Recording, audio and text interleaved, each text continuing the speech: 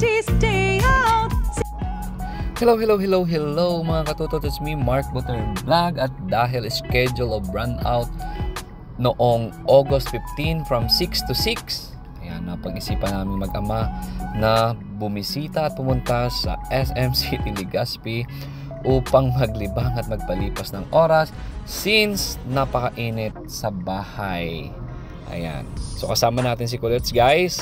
Kita nyo naman, tuwang-tuwa kasi nakalabas na naman siya at nakapaglaro sa paborito niyang lugar dito sa SM. Ayan, alam nyo ba kapag nakikita niya at nadadaanan namin itong kids zona dito sa SM City Legazpi, nako, tiyakin mo na wawalaan ka niya kapag hindi mo na pagbigyan.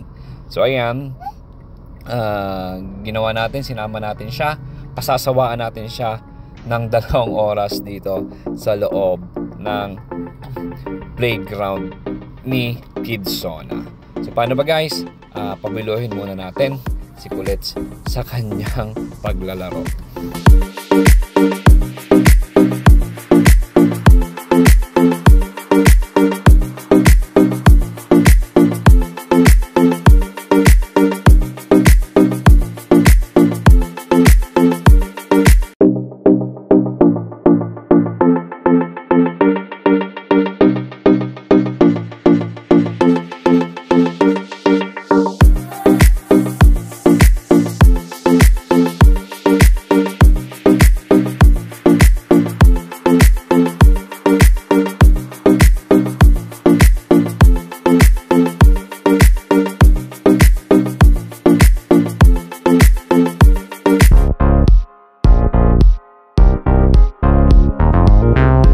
Guys, natapos yung 2-hour stay namin ni City sa Kids Zona.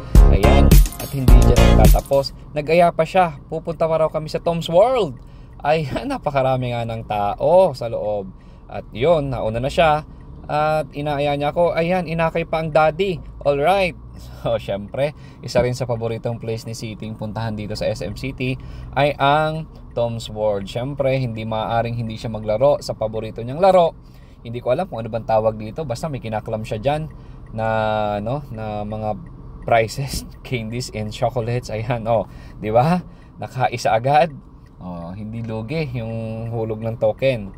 Ayan, bakit daddy ikaw na naglalaro, hindi si City?